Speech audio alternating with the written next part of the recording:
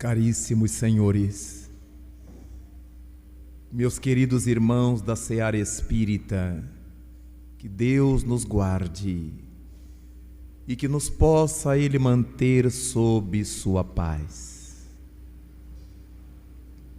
Aquele era um entardecer muito especial. O Mestre reunir ao seu redor seus amigos, seus discípulos, e o tema se dirigira para o campo das relações humanas, as dificuldades do relacionamento, as facetas diversificadas dos caracteres pessoais, e toda a luta íntima que se tem que travar consigo mesmo para atravessar essas estradas do mundo vitoriosamente. Até que um dos amigos, dirigindo-se ao mestre, lhe perguntou: Senhor, afinal, quem é o meu próximo? A quem eu devo dedicar toda essa atenção e cuidados? Para o mestre seria fácil dizer: nosso próximo é fulano, é beltrano, são esses, são aqueles. Mas enquanto ecoava no ambiente a pergunta dirigida ao Rabi, ele se volta para os companheiros e começa por dizer: um homem descia de Jerusalém para Jericó, e na estrada foi assaltado por ladrões que o saquearam, que o agrediram, e que por fim atiraram-lhe o corpo à margem do caminho e fugiram. Logo mais por ali passará um sacerdote do templo de Salomão.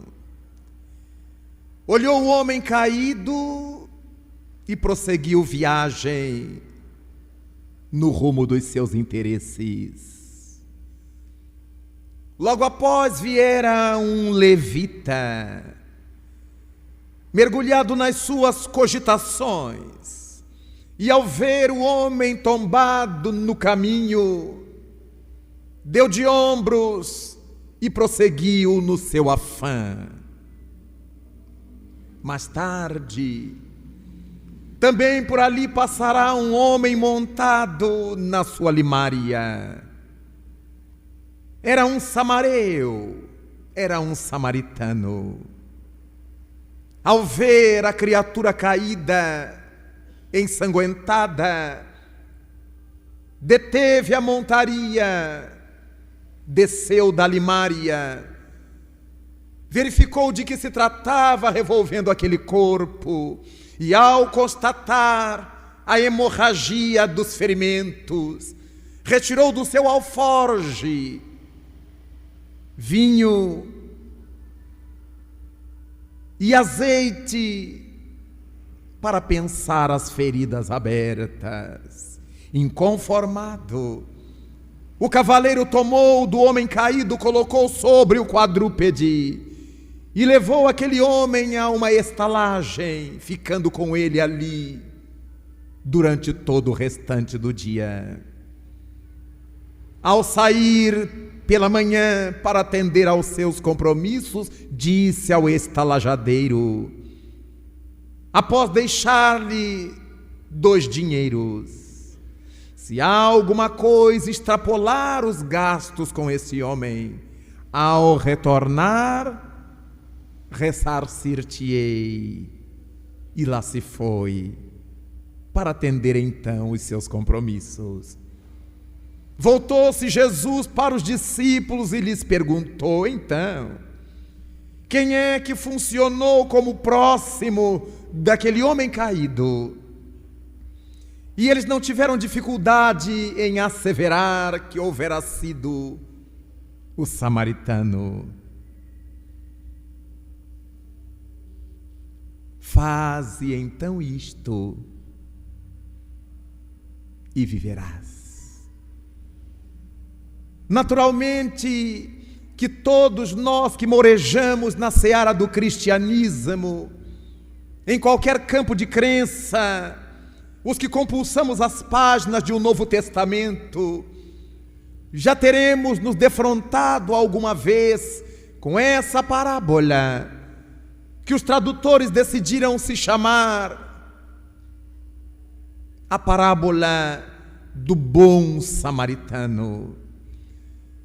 Temos a impressão de que conseguimos compreender bem o seu sentido, o seu significado, aquilo que ela carrega em si. Nada obstante esse nosso entendimento, os venerandos espíritos vêm em nosso socorro para afirmar que das parábolas do Cristo, fadadas a nos acompanhar durante todo o nosso trajeto evolutivo, é impossível que já tenhamos absorvido completamente o seu sentido e entendido as suas propostas em todas as suas dimensões. Chamam-nos a atenção assim para a maneira como Jesus Cristo narrou-a, porque o mestre começa a dizer: um homem descia de Jerusalém para Jericó. Não era propriamente um homem do sexo masculino ao qual Jesus Cristo se referia.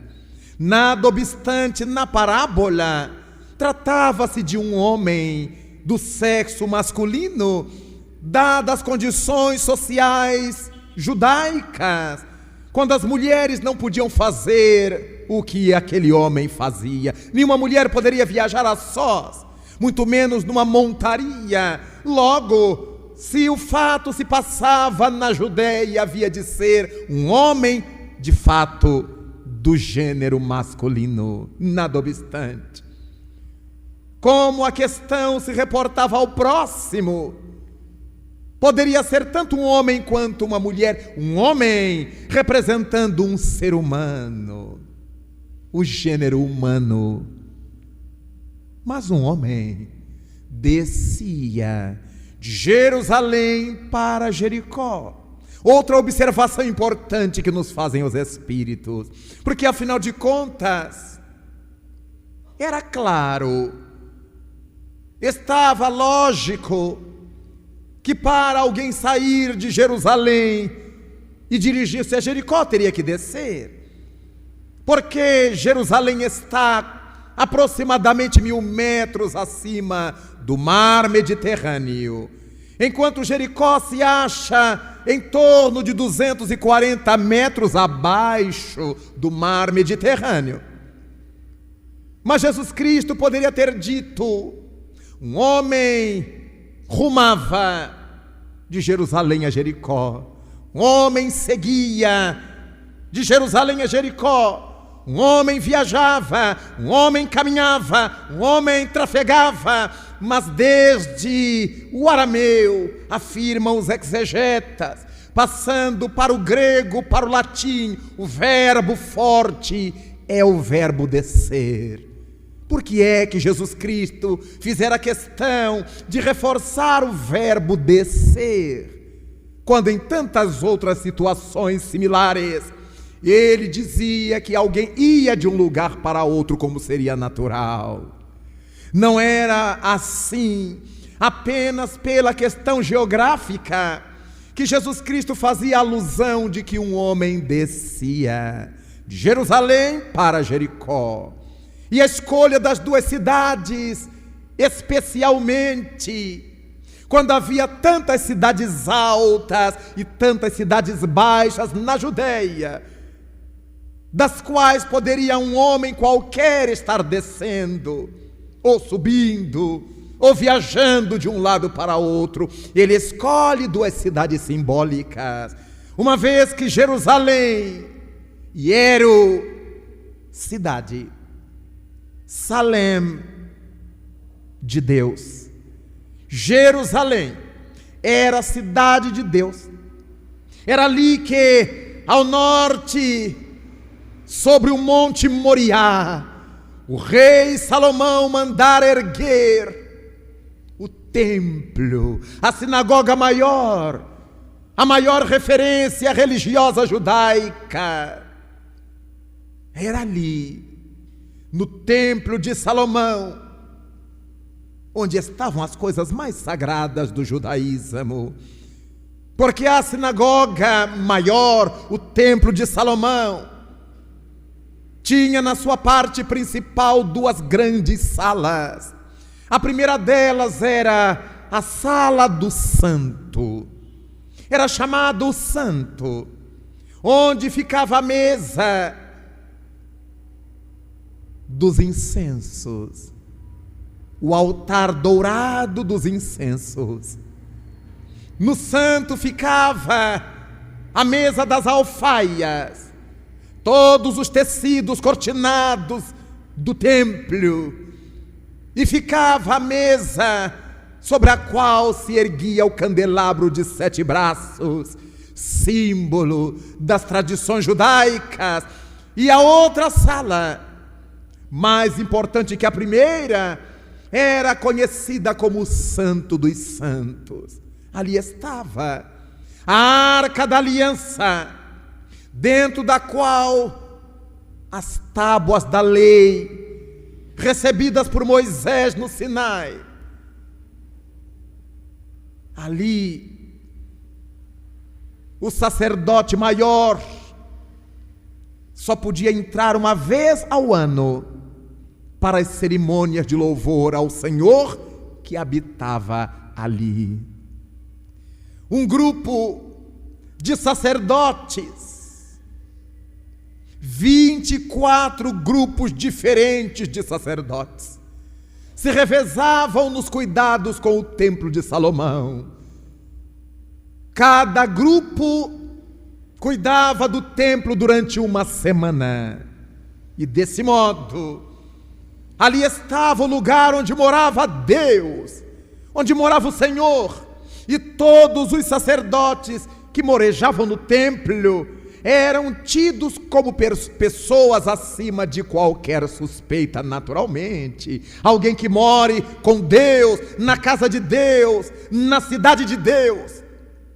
Há que ser alguém acima de qualquer suspeita. Então Jerusalém era a cidade que tinha dimensão para os judeus, que tem hoje Meca para os nossos irmãos islâmicos, que tem hoje o Vaticano para os nossos irmãos romanos, católicos romanos. Era em Jerusalém onde se concentrava toda a fé judaica. Era a cidade sagrada por excelência. Enquanto Jericó, ora Jericó, era a cidade dos valores materiais mais fáceis. Era a cidade dos cambistas. Ali se trocavam todas as moedas da época. Era ali que moravam os grandes cambistas, os homens mais ricos. Quando nos lembramos da história evangélica do pequeno Zaqueu, que depois das suas tormentas subiu ao sicômoro para ver Jesus passar, era em Jericó que ele vivia e em cuja casa o mestre esteve. Era Jericó, a cidade dos prazeres, tudo quanto se pensava em conseguir estava em Jericó. Então era a cidade representativa dos valores de César, de Mamon, dos valores do mundo. Jericó poderia ser vista à época como hoje vemos Manhattan, Tóquio, São Paulo, como vemos uma grande cidade do mundo, cheia de prazeres e de facilidades. Daí então, Jesus Cristo faz o contraponto. A cidade mais sagrada com a cidade materialmente mais poderosa. Daí, um homem descia das coisas de Deus para as coisas do mundo. Eis porque a fixação no verbo, um homem descia, não era exatamente um descer geográfico, era um descer psíquico. Alguém que deixava a cidade de Deus, as coisas de Deus simbolizadas em Jerusalém, na busca de Jericó, das coisas imediatistas do mundo.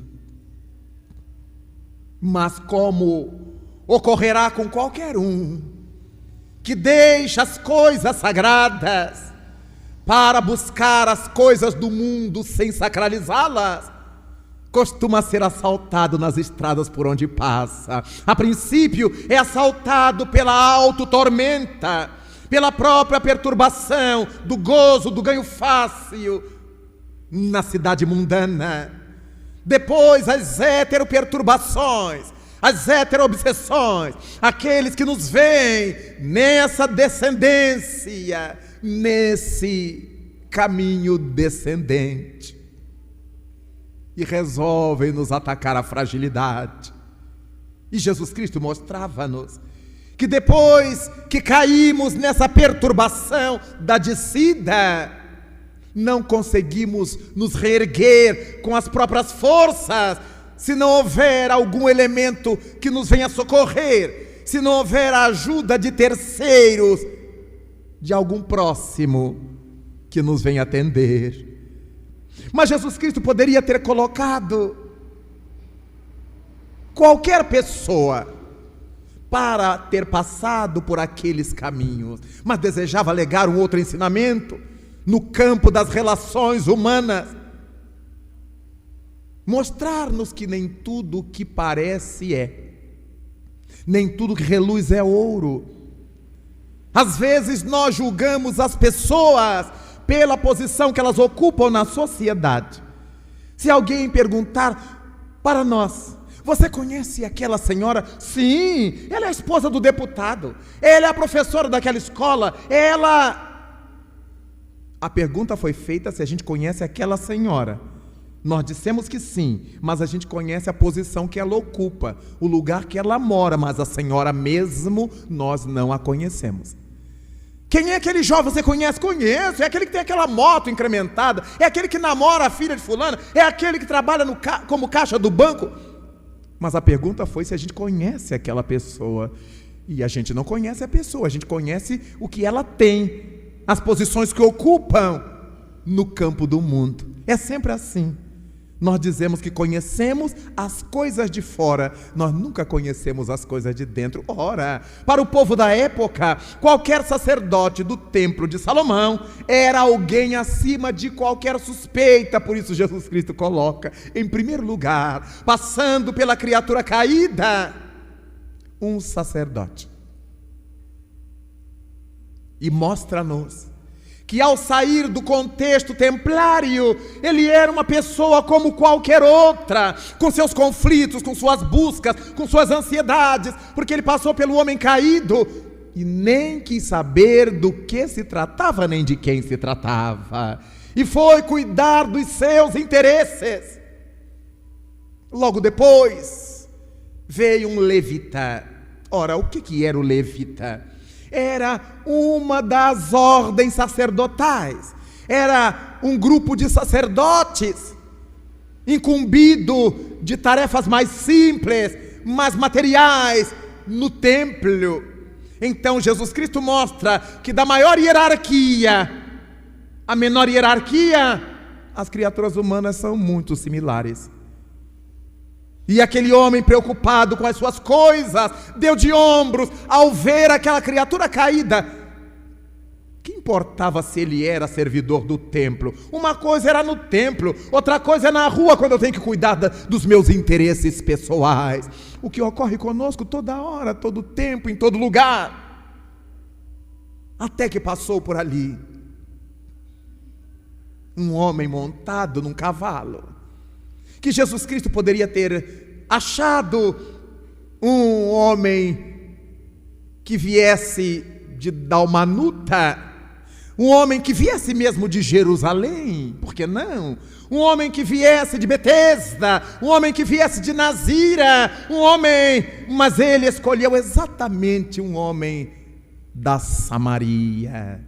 Mestre excelente Jesus se valeu para nos legar uma outra lição em torno da relação com o próximo, porque os judeus de Jerusalém abominavam os samaritanos, no que eram correspondidos na mesma ojeriza. Os samaritanos não gostavam dos judeus, principalmente de Jerusalém. Mas essa história começara muito tempo antes, porque em torno de 720 a.C., o rei da Assíria, Salmaneser, invade o norte de Israel e leva 10 das suas tribos escravizadas para o norte, para a Babilônia, e coloca no seu lugar, no norte de Israel, gente de outras partes, inclusive babilônios, para ocupar ali. E é essa gente que era pagã, que não era da crença judaica, que se instalou ali, que deu ao lugar o nome de Samaria, que significa torre de fogo. Eram lavradores, eram homens da terra, o que deu a Israel a característica de ser uma sociedade eminentemente agropastoril. E durante muito tempo os judeus intentaram impingir a sua crença aos samaritanos, e eles, rebeldes, até que 200 anos apenas antes de Cristo, eles aceitaram o judaísmo religioso. Mas apenas os 5 livros atribuídos a Moisés, que nós chamamos o Pentateuco bíblico, do Gênesis ao Deuteronômio. Daí então, depois de aceitar o judaísmo com essas condições, a querela se acentuou, porque nos 5 livros atribuídos a Moisés não havia nenhuma alusão à santidade de Jerusalém. Então, eles não queriam louvar a Deus em Jerusalém, sobre o Monte Moriá. Eles tinham na Samaria o Monte dos Gafanhotos, o Monte Garizim ou Gerazim, cheio de árvores frondosas, uma vegetação luxuriante, e não as pedras do Monte Moriá. Entenderam que para louvar-se a Deus devia ser ali, no lugar exuberante de natureza verde, e levantaram no Monte Garizim o seu templo, e ali louvavam o Senhor. Os samaritanos eram, na sua quase totalidade, descendentes das tribos de Efraim, de Manassés. Então eram miscigenados, o que dava maior horror aos judeus. Ora, nos lembramos de que houve uma época, narram os evangelhos, em que Jesus Cristo, acompanhado pelos discípulos, passou pelas terras samaritanas. Caminhavam pela estrada que serpenteava entre o Monte Garizim e o Monte Ebal, até chegar nas regiões onde há muito tempo vivera o patriarca Jacó, onde houvera sido aberto um poço chamado Poço de Jacó, 2000 anos antes de Jesus. Era um poço de aproximadamente 35 metros, dizem os historiadores. E ali, nas suas cercanias, sob a copa de uma árvore, assentou-se o mestre com os discípulos. Na proximidade do horário das refeições, alguns foram buscar alimentos, enquanto Jesus ficou ali com outros dos seus discípulos e viu que se aproximava do poço de Jacó uma das mulheres da povoação, do povoado, da cidadezinha, para buscar água. E quando ela retirava a água do poço, Jesus dela se acercou.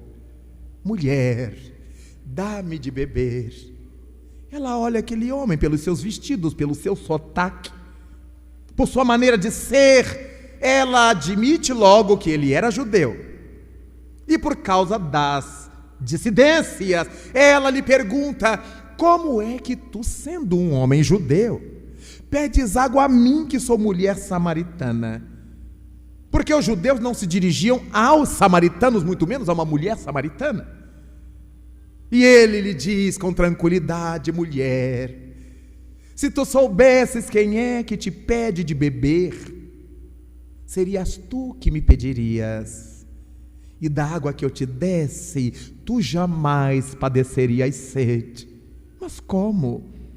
O pai Jacó é que abriu esse poço, toda a sua família se descedentou aqui, seus animais. Que água é essa que tu tens? Tu falas como se fosses um profeta. Dá-me dessa água então. E Jesus Cristo lhe assevera: vai e chama teu marido. A mulher se entristeceu e disse ao mestre: bem, eu não tenho marido, Senhor. E recebeu em resposta: eu sei, tu dizes bem, porque o quinto que está contigo também não é teu. Era mestre mesmo.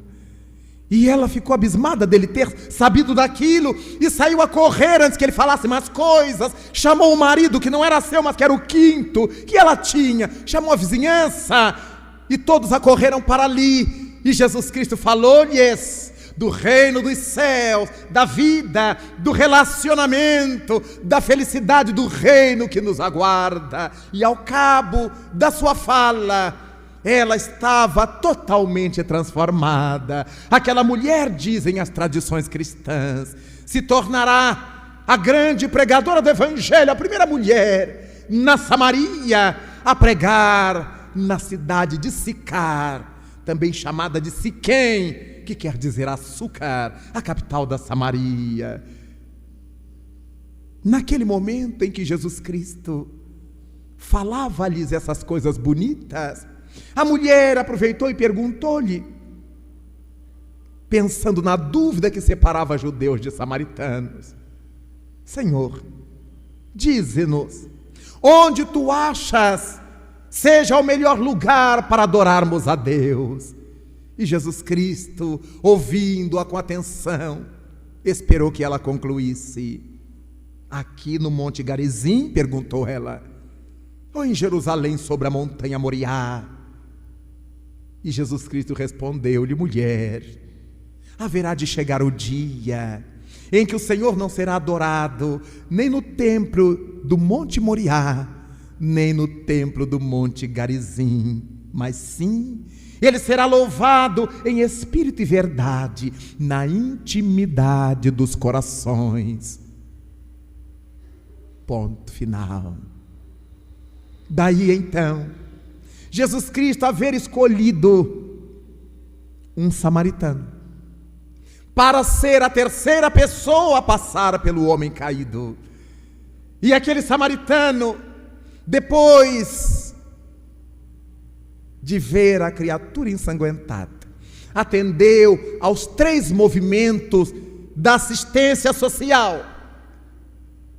Ensinamento que fica para nós, os religiosos, que trabalhamos na área da assistência, da chamada caridade material e espiritual. Basicamente nós que temos os diversos serviços espíritas de atendimento social. Porque ele diz que o primeiro momento do samaritano foi identificar a necessidade do homem caído. É o primeiro mandamento do serviço social, saber o de que é que a pessoa precisa antes de oferecer atendimento. Daí então, ele percebeu que aquele homem estava ferido, e por causa dessa identificação da necessidade, pôde providenciar, segundo movimento, os primeiros socorros, os primeiros atendimentos com vinho e com azeite. Quantas vezes nós vamos puxar a coisa para a nossa realidade, do nosso movimento espírita? As pessoas chegam à nossa casa espírita e a gente não sabe o que elas foram buscar ali. Muitas delas entram e sentam e saem, a gente não sabe quem são. Aquela desatenção de saber, é a primeira vez que você vem, seja bem-vinda, já conhece a nossa casa, o que traz você, o que traz a senhora, o que traz o senhor aqui. Ouvir o que é que ela foi buscar no centro espírita. Temos o hábito de dizer aquilo que já nascemos no espiritismo ouvindo de outros. Quem não chega ao espiritismo pelo amor, chega pela dor. Não deixa de ser uma tolice que nós repetimos e consagramos. Muita gente há de chegar ao espiritismo por causa das dores humanas, de quaisquer naturezas, mas pelo amor ninguém. Quem é que ama uma coisa que desconhece? Olha, eu não sei o que é não, mas eu amo o espiritismo. Ninguém chega pelo amor. Há pessoas que chegam pela curiosidade, pela necessidade de achar um caminho, pela necessidade de mudar de vida, porque não está satisfeita com os rumos que está tomando na sua antiga crença, seja por que for, menos por amor. O amor é fruto de uma convivência com os ideais espíritas. O amor ao espiritismo vai crescendo em nós, na medida em que ele nos vai beneficiando, abrindo nossos olhos, nosso entendimento para as coisas. Então ninguém chega ao espiritismo pelo amor, pela dor muito chegamos. Daí será importante ouvir a quem chega. Muitas vezes a pessoa chegou à porta e diz, vai, entra na sala de passe, tem que tomar passe primeiro. E de repente a pessoa quer só uma informação. A senhora sabe onde é que fica a loja tal? Não, tem que entrar na sala de passes. São os pieguismos que nós vamos adotando. Primeiro identificar por que é que a criatura chegou e atender às suas primeiras necessidades. De repente a pessoa está precisando falar. Ela não quer ouvir nada.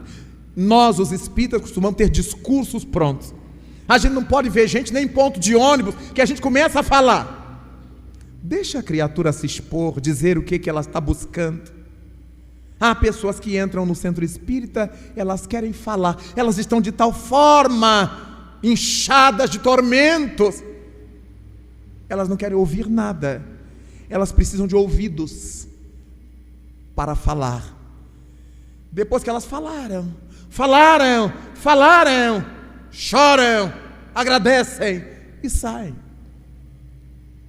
Há outras que chegam à casa espírita, elas não querem falar nada. Elas estão tão vazias, tão apertadas, que elas querem ouvir. Elas sentem o que você tem para me dizer. E aí elas são todo ouvido. Elas choram enquanto falamos. Elas foram ali para ouvir.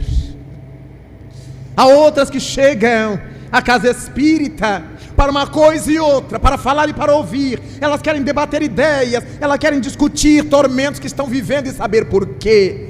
Por que eu estou sofrendo? Por que meu filho sofre? Por que a morte? Por que a dor do mundo? Por que esse desemprego que me alcança a família? Por que essa criatura deseja então essa dualidade, falar e ouvir? Mas nós sabemos o que ela foi buscar e temos possibilidade de atender, dando os primeiros socorros. A criatura que chega ao centro espírita tremendo de fome, nós providenciamos um sanduíche, um copo de leite, uma coisa qualquer, um café quente, para que essa criatura tenha atendida no primeiro momento a sua necessidade basal. Às vezes encontramos companheiros que dizem, nós não podemos dar o peixe, temos que ensinar a pescar. Aprenderam o ditado errado. Primeiro a gente dá um peixe, depois ensina a pescar. Porque se a criatura está trepidando de fome e eu vou ensinar ela a pescar, o peixe é que joga ela na água, de tão fraca que ela estará.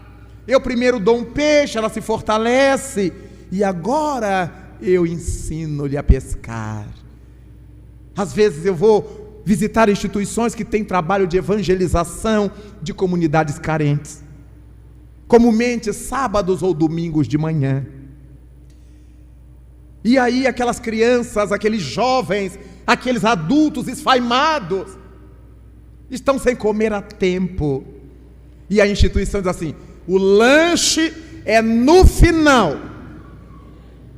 Mas os evangelizadores estão todos forradinhos, já saíram de casa nutridinhos. E os atendidos só no final. Um dia eu perguntei a uma cidadã: por que só no final? Se o lanche já está aí. Porque senão eles vão embora. Então, se eles forem embora depois do lanche, era a necessidade deles comer alguma coisa.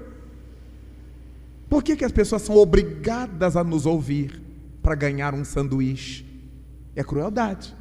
E eu tenho certeza, disse a ela, que se você der o lanche, elas não vão embora. Elas vão ouvir Jesus com alegria. Porque ouvir Jesus com o estômago roncando é terrível. A gente nem ouve direito. A gente só ouve os pregos da crucificação. Seria tão bom se a gente pudesse falar de Jesus e elas sorrirem e perguntarem mais sobre esse Jesus, de pancinha atendida, de buchinho cheio. Então, às vezes nós, no exercício da caridade, nós temos umas crueldadezinhas. Vamos dar o lanche primeiro. Às vezes a pessoa já vem do dia anterior sem comer nada e vai em jejum para o centro, só às 11 horas da manhã. Depois que a gente fez, aconteceu. Por que razão? Então, o segundo movimento, atender a necessidade imediata, os primeiros socorros, dirá a tecnologia social. Mas há um terceiro movimento, que é o movimento do acompanhamento, que é a terceira coisa que o samaritano faz. Mas antes, nesse capítulo do atendimento, recordo-me que quando fundamos a nossa casa espírita em Niterói, naqueles primeiros meses, estávamos organizando alguns serviços, atendíamos numa comunidade carente em nossa cidade e combináramos que em cada domingo faríamos a reunião de um dos departamentos, um dos setores de serviços, para discutir a nossa dinâmica de atendimento. E num determinado domingo, cheguei mais cedo de viagem e me lembrei que estava havendo no centro uma reunião do pessoal da assistência social que ia tratar da comida, do cardápio que nós iríamos fazer para atender as comunidades. Me dei conta de que haveria tempo de eu ir, mesmo que encontrasse a reunião começada, e corri para lá. A reunião começou com algum atraso, ainda peguei-a quase no começo, quando nossas irmãs, nossos irmãos, com todo o amor do mundo, estavam discutindo o cardápio para atender a alimentação daquelas pessoas, e cada uma senhora pensava numa sopa mais especial. Uma sopa de raízes, com carne, uma sopa disso, uma sopa daquilo. Tinha assim uns 350 tipos de sopas. E eu sentado, estava feliz com aquela soparia toda. Registrei a entrada no ambiente de um espírito. Era um jovem senhor, muito simples, mas muito limpo, uma vibração muito boa. Acercou-se-me e ficou por ali. E eu atentando para a reunião e prestando atenção naquele espírito que estava ali por perto. Num dado momento ele tocou-me e me perguntou assim: Raul, por que é destino dos pobres somente tomar sopa? E eu levei um susto com a pergunta, eu nunca tinha pensado nisso. Quando ele me fez a pergunta, no automatismo eu devolvi para a mesa, sem dizer a fonte, e fiquei pensando com meus botões, que andando por este Brasil inteiro, a maior parte da assistência alimentar era a sopa. Aí eu lembrei-me da Casa da Sopa, sopinha da Sheila, sopão do Dr. Bezerra, né? Sopa fraterna, sopão fraterno, só tinha sopa mesmo. E aí, quando eu lancei a pergunta que o Espírito me fizera, todos se entreolharam na reunião e rimos-nos, porque era verdade. Quando a gente pensa em pobre, a gente pensa em sopa. E não significa dizer que a sopa seja o prato mais barato. Para se fazer uma sopa para matar a fome da pessoa, tem que ser uma sopa caprichada. Temos os legumes, as massas, as carnes, temos o tempo de cozimento, cada legume cozinha num tempo diferente, senão vira uma papa. Então, obviamente, que para descascar abóbora, batata, todo fim de semana ou todo dia, é mais trabalhoso. Aí elas começaram, todo mundo começou a pensar, não, então nós vamos fazer um dia uma macarronada com molho à bolonhesa. Todo mundo adora, é nutritivo, é rico em carboidratos, tem a carne. Então nós vamos fazer um feijão com charque e arroz. Quem é que não gosta de um feijãozinho com charque, arroz, farinha? Mais simples, mais fácil, nutriente. É só o vício. Não é por maldade que as pessoas dão sopa aos pobres. E aí, quando eu vi o novo cardápio, não tinha uma sopa. Eu digo, gente, e a sopa? Porque o Espírito perguntou por que só sopa, mas não disse que não pode ser sopa, uma vez pelo menos. E a partir daí, eu fiz um outro aprendizado. Nós lidamos com aqueles que nos pedem socorro sem nos imaginar no lugar deles. Eu ficava imaginando lá nossos pretinhos de Niterói, com aquele calor que faz em Niterói, e o prato de sopa quente, e os bichinhos transpirando, em nome da sopa dos pobres. Daí então, às vezes falta essa empatia de quem atende, de quem socorre, de quem assiste. E essa empatia é a capacidade que a gente tem de se colocar no lugar do outro e imaginar o que o outro sentiria. Não foi à toa que Jesus Cristo nos propôs fazer ao outro o que gostaria que o outro te fizesse.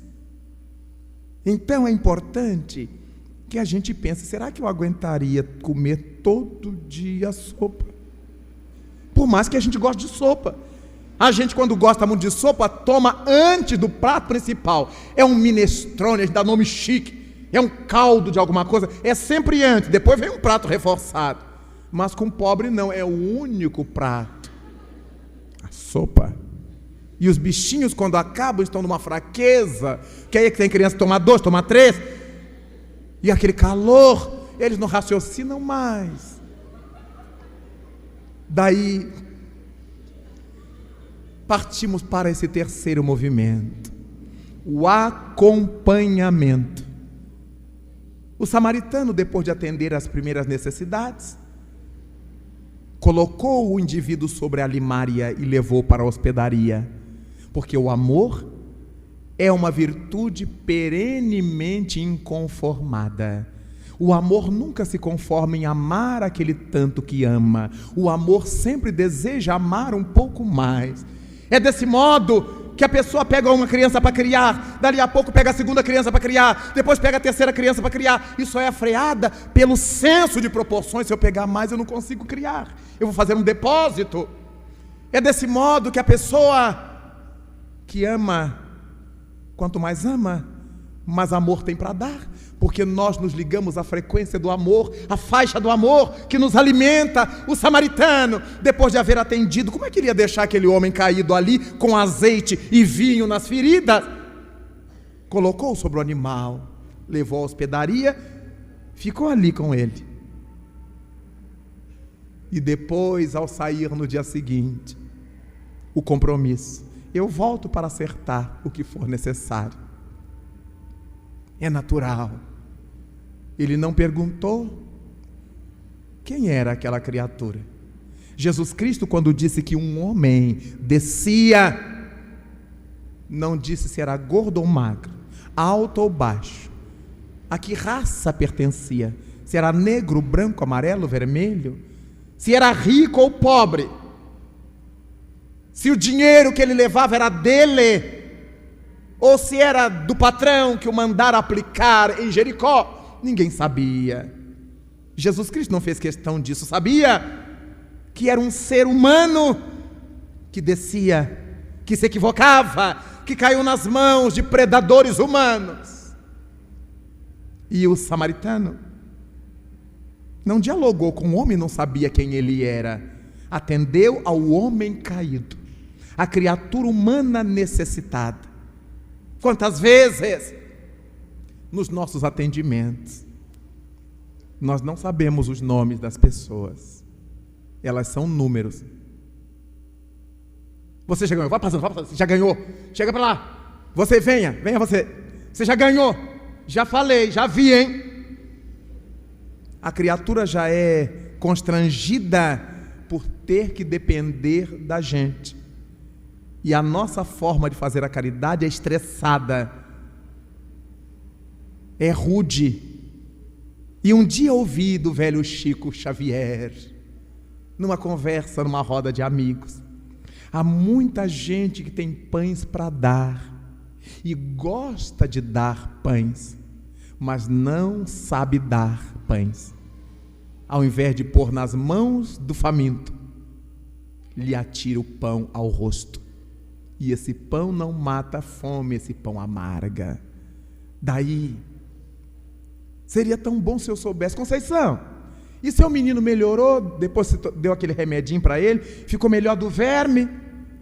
Seu marido conseguiu tirar aquele documento? Eugênio, e seu menino, já arranjou emprego? Já saiu do quartel? E aquela escola, você conseguiu? Porque é nessa relação com o nosso próximo, no caso, o próximo que necessita de nós, que preparamos, que calçamos o nosso futuro. Porque amanhã, quem sabe, poderemos nós estar na mesma situação, e ainda que não estejamos, vamos ganhar ponto pela maturidade em saber lidar com as pessoas. Pontos morais, maturidade, harmonia íntima. Fazei ao próximo o que gostarias, o que gostaríeis que o próximo vos fizesse. A partir daí, nós encontramos na parábola do samaritano. Jesus Cristo nunca diria do bom samaritano, porque ele estaria concluindo como os judeus, que os samaritanos não prestavam, mas tinha um bom entre eles. Como ele não diria parábola do mau judeu, ele não falaria do bom samaritano. Era um sacerdote, a posição social, era o levita, era o samaritano. Daí então, quando ele pergunta aos discípulos: e então, quem foi o próximo daquele homem caído? Qualquer de nós poderia ser. Na estrada por onde percorremos na encarnação, acharemos caídos de todos os feitios. Aqueles que desceram da Jerusalém, da cidade de Deus, das coisas da alma, pelos interesses mais mesquinhos, pela ignorância, ou pela maldade mesmo, que muitas vezes nos empana o sentimento. Mas quando passamos por essa criatura, poderemos estender o nosso sentimento relativamente ao próximo. Com isto, ajustemos aos nossos dias, aos nossos tempos, ao nosso país. Não podemos hoje passar por uma estrada, ver uma pessoa caída e colocar no carro e carregar, porque as nossas leis nos punirão. Essa pessoa pode morrer no nosso carro, seremos inculpados. Vivemos numa era de violência, essa pessoa pode estar fingindo que está ferida, então nós criamos um medo social de fazer determinados atendimentos nas estradas.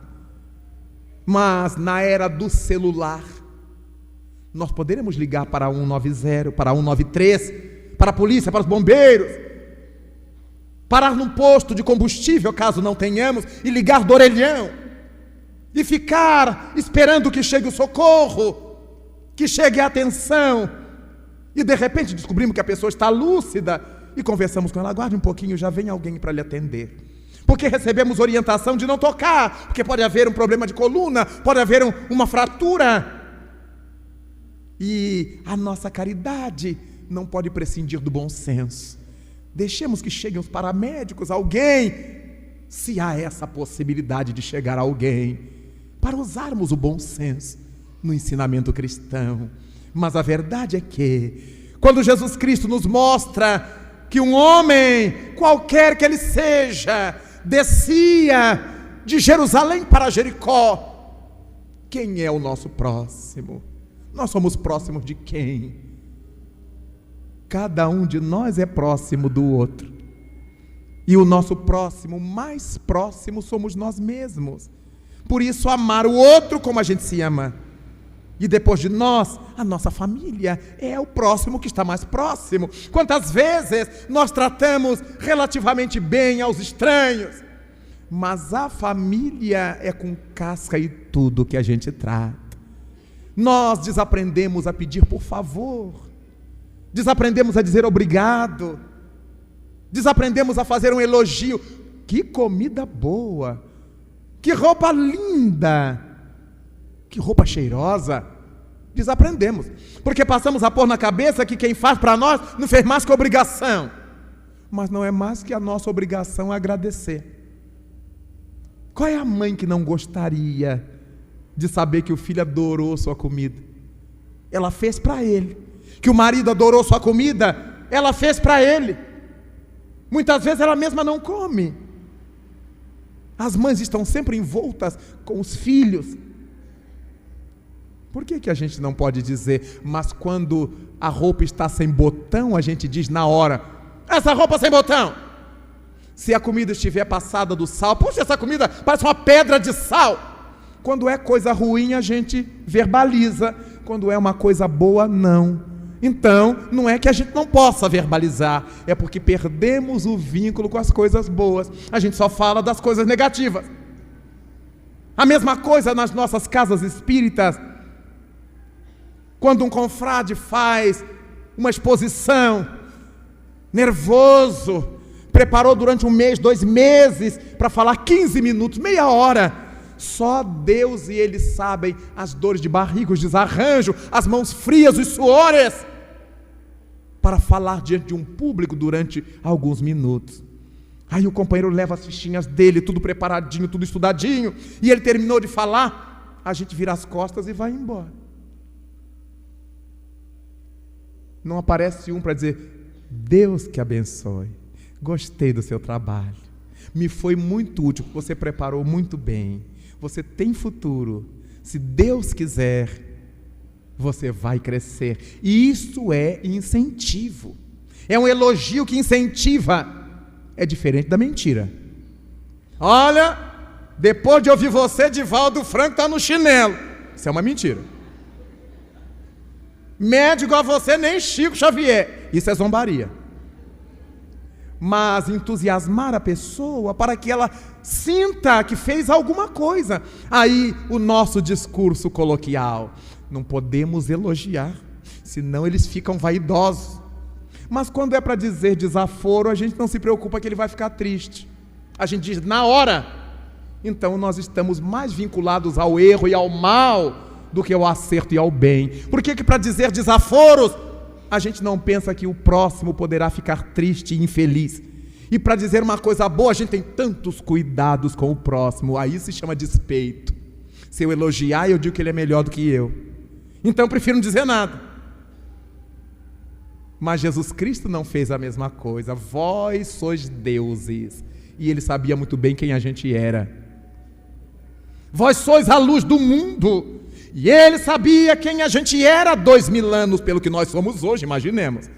Mas era palavra de incentivo, era palavra de entusiasmo, porque o nosso próximo está aí, caídos pelas estradas da vida, nas suas mais variadas descidas, da Jerusalém espiritual para Jericó, do mundanismo, e muitas vezes nós tombamos nessa estrada.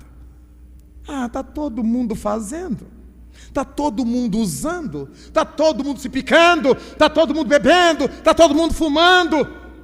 Mas o que é que a gente tem com todo mundo? Se Jesus Cristo nos disse a cada um será dado conforme suas obras, logo não é conforme as obras de todo mundo. E quem já sabe o que deve fazer, não tem que ficar esperando que os outros façam. Já sabemos o que devemos fazer, façamos.